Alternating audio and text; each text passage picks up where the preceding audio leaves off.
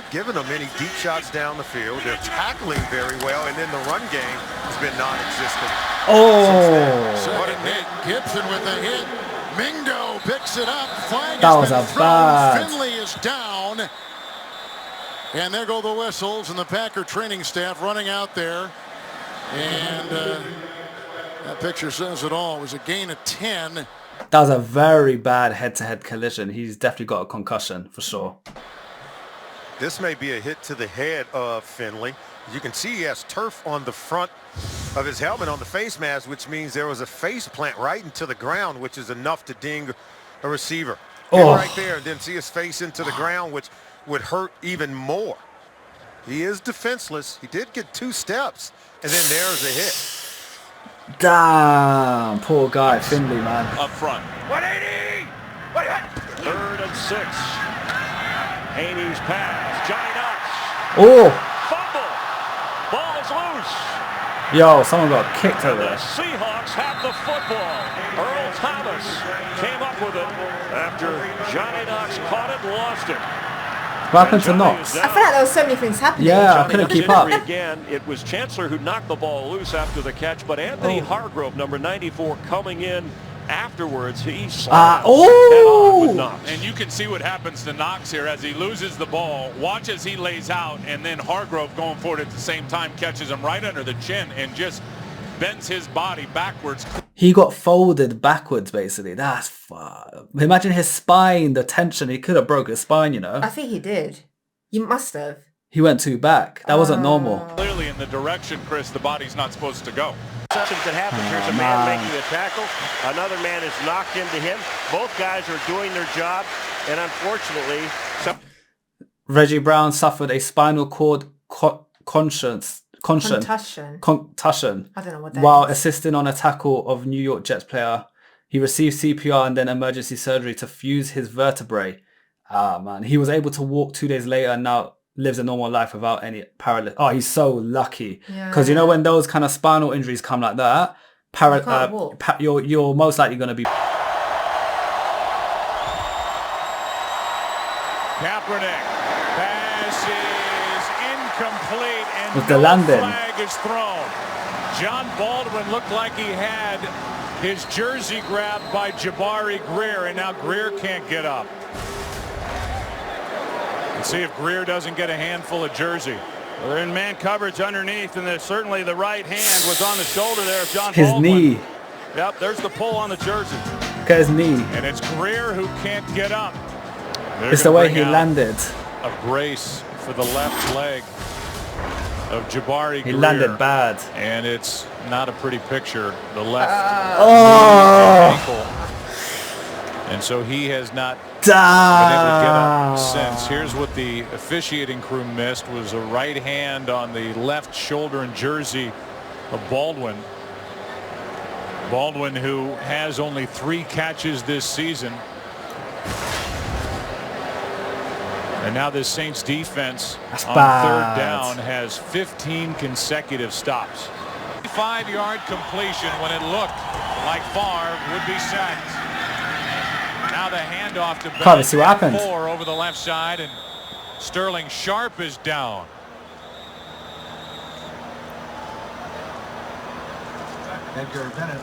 Sterling Sharp down and What happened in to him? obvious pain. Sterling Sharp about to head to his 5th Pro Bowl. That's a bad sign for the Packers. And what happens is he's right here. He gets involved in a block. I mean, he's so big and strong. He gets involved in the run play, and you see him there Head to head. taking on the defensive back. And He wasn't ready for that. Yeah. took it right on the He number. wasn't expecting that. Something is wrong with Sterling Sharp. We hope to have an answer when we return.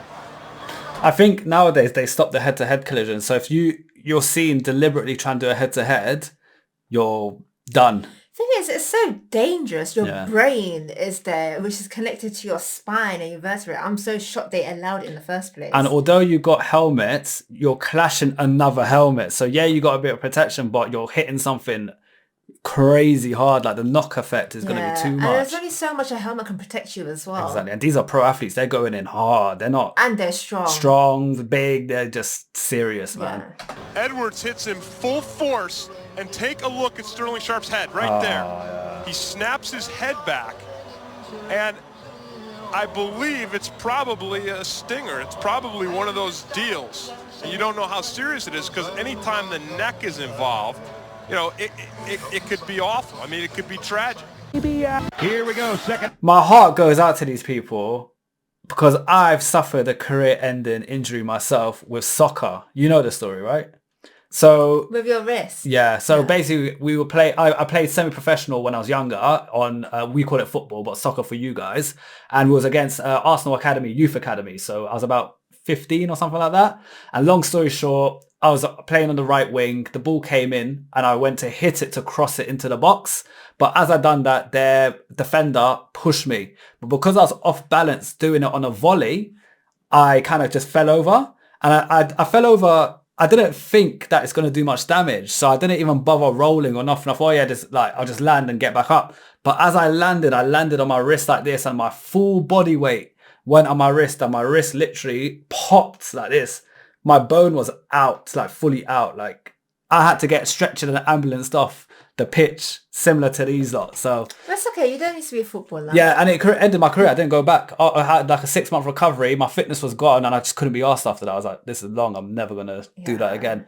So these guys, man, they're getting hit 10 times harder. I feel so sorry for them. Like career-ending injuries. And that's Lindell kicking it off. Hickson is the return man for Denver, and he will field it at the goal line. Left side, stumbles a bit, gets up to the 10 to the 15. Hickson meets a quick wall of Buffalo defenders, and he goes down at the 21-yard line. And there's a Bills player face down there, too. Looks like Kevin Everett. Now the ambulance has made its way out onto the field, too. So, boy, this is the That's worst how mine thing you was. ever want to Ambulance. see anybody have to deal with in a football game. So sad. Oh, God. Look how many people in the stadium. That's nuts. This is just what the Bengals wanted to avoid. And Walker, as he made the tackle, had only the one leg to grab, and apparently Bo Jackson, shaken up a bit, has not gotten to his feet as yet. That was a 34-yard run by Jackson, who does not appear to be seriously injured and gets a big hand from this crowd. What a player. He may have pulled a muscle as he was trying to pull away from a tackle because he really wasn't hit on the knee. Now watch Kevin Walker in the final analysis in making all kinds of plays. He's pulling on that leg, and it could be that he just pulled a muscle. A lot of these injuries are legs. A lot of these injuries are leg injuries, aren't they?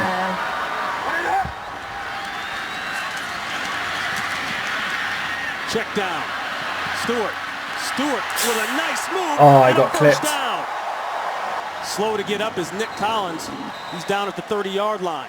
And a sight we hate to see. This is Nick Collins down, and they've brought out the board and the stretcher.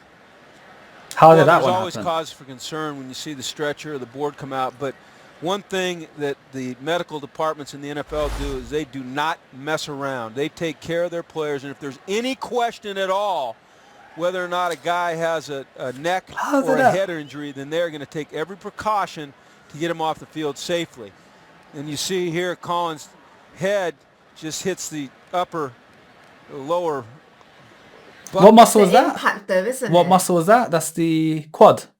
No, quad's the front. No, his hamstring or glute muscle. He had some crazy hamstring. I think it was his hamstring. His hamstring must be made out of concrete. The thing is, his whole body weight is nearly on the guy's head as well.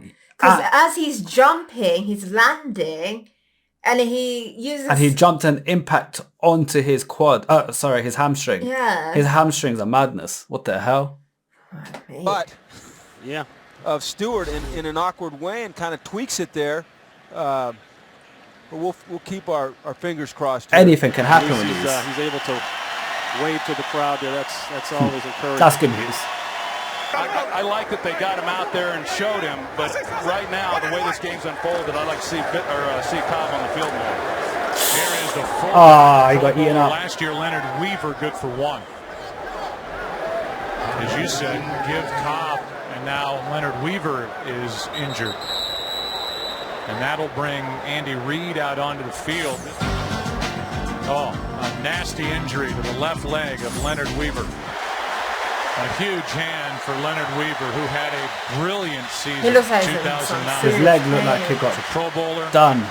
Carried the ball 70 times, averaged over 4.5 yards per carry, caught it 15 times, 2 touchdowns, and just a gruesome injury to that He left can't even knee. put weight on it. He can't put weight, yeah. Poor guy, man. They say he has very good hands in addition to being tough.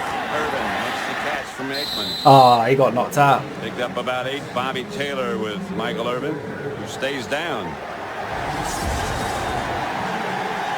Here's Michael Irvin. He's going to run the slant. You see, he's going to cover about 4 yards and just come to the inside. Bobby Taylor was a little side slow of his head. getting a jump on that, and it was the second guy in that got Michael Irvin. Somebody flashed by, hit him in the back, maybe in the helmet with a knee. That looked painful. Yeah, you know, we talk about hitters. The Eagles have one in this Tim Houck. He's number 45, and it looks like him. He's going to come flying by. You see, Irvin sees him. Body slammed him. Just lowers it on him right there. You know, when you look at this, yeah, you think, you know, the physios in NFL, how much money they must make because it's a necessity, and they're only going to hire the top physios that cost like crazy money, the super qualified ones, because they're dealing with professional athletes as well. Exactly. So imagine they're doing a fantastic job, but their paychecks must be disgusting. Yeah. Game against the Patriots. Rogan will put it in the air. Oh, that sounded bad. The man he ran into was Jack Tatum, and Stingley was down. It was a play that you make 1,000 times in a game or during the season, and you hit a guy, and you always expect him to get up. And Stingley just didn't get up. Tatum's hit turned Stingley, a budding star wide receiver, into a quadriplegic. Even though no flags were thrown on the play and no fines were levied against Tatum, his motives were questioned. Moves down to the 16-yard line. And that sets up Kramer to Clark again for the touchdown, an 11-yarder, putting Detroit up 14-10 in the fourth. On the play, offensive lineman Mike Utley suffered a back injury. He was taken to the hospital for x-rays. I hate the back injuries, they're the worst. You're at the bottom of a pile of 10 NFL athletes. No matter how strong you are getting wrecked. Let's be real. He's screaming for help. Yeah, man. Would have reacted that way unless Theismann is really hurt. He slammed him to the natural surface here. The blitz was on. That is not a good call to have with the blitz on. Theismann had no chance at all to get downfield with it. Let's take a look at with our reverse angle camera. He's looking deep, but he knows he's in trouble. Lawrence Taylor. That's the ankle. And he basically gets squashed like this. Yeah, by heavy weight. Oh my God.